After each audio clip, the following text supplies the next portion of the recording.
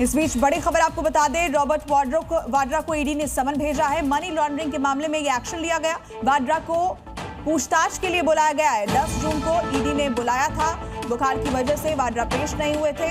अब एक बार फिर से उन्हें समन जारी किए गए हैं। मनी लॉन्ड्रिंग के मामले में उनसे सवाल जवाब होंगे।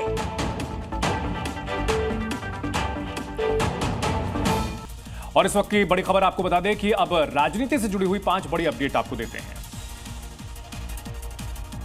समाजवादी पार्टी के प्रमुख अखिलेश यादव ने कई मुद्दों को लेकर बीजेपी पर जमकर निशाना साधा। महाकुंभ में मारे गए लोगों के आंकड़ों को छिपाने का आरोप लगाया। कहा कि सरकार आंकड़े इसलिए छिपा रही है ताकि मुआवजा न देना पड़े। इसके साथ ही बहराइच बाराबंकी में मेले पर रोक लगाने को लेकर भी घेरा। वहीं अखिलेश ने बीजेपी पर फर्जी वोटर बनवाने का भी आरोप लगाया।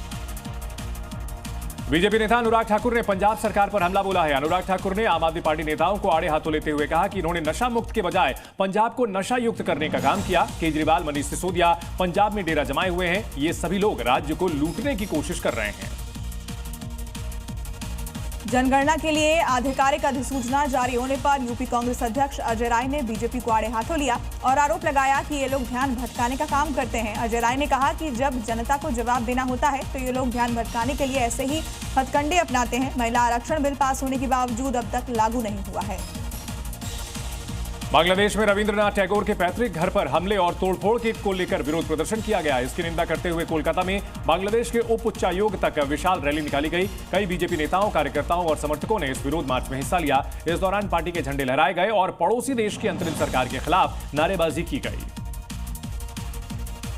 बीजेपी नेता अग्निमित्रा पॉल ने ममता सरकार पर तुष्टीकरण की राजनीति करने का आरोप लगाया। अग्निमित्रा ने निशाना साधते हुए कहा कि ममता बनर्जी सिर्फ 33% मुसलमानों के लिए काम करती हैं। मुर्शिदाबाद में हमारे हिंदू भाई बहन शरणार्थी बन गए, लेकिन मुख्यमंत्री के पास वहां जाने तक का समय नहीं था। अगर 2026 में मोदी सरकार नहीं आएगी तो यहां एक मुस्लिम सीएम होगा। मॉर्निंग जी में अब दिखाते हैं आपको क्राइम से जुड़ी टॉप 5 खबरें।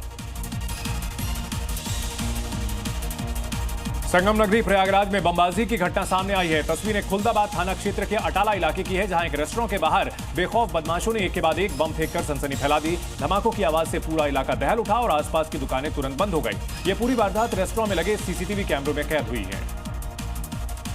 आगरा कैंट रेलवे स्टेशन से चोरी हुआ बच्चा मध्य प्रदेश के ग्वालियर में ट्रेस हुआ। 2 साल के बच्चे को एक युवक के साथ ग्वालियर रेलवे स्टेशन पर देखा गया। सीसीटीवी में 2 साल के बच्चे को एक हरी शर्ट पहने युवक ले जाता दिखाई दे रहा है। सीसीटीवी कैमरे में आरोपी और बच्चे के कैद होने के बाद आगरा जीआरपी की टीम ग्वालियर के लिए रवाना हो गई है। ग्वालियर पुलिस भी अलर्ट मोड पर है।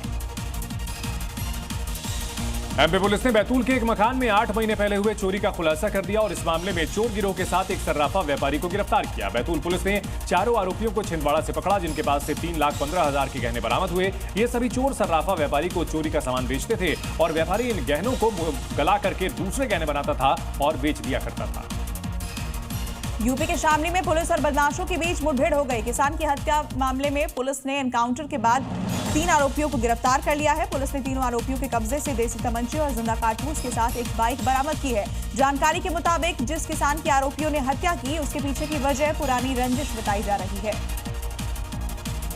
उत्तर प्रदेश के जालौन में उस वक्त हड़कंप मच गया जब पुलिस ने अंग्रेजी शराब की दुकान पर छापेमारी की और करीब 45 पेटी अवैध शराब जब्त की। जानकारी के मुताबिक पुलिस को पुराने स्टॉक रखे होने की सूचना मिली थी, जिसके बाद पुलिस ने यह कार्रवाई की और अवैध शराब को जब्त कर मामले की तफ्तीश शुरू कर दी।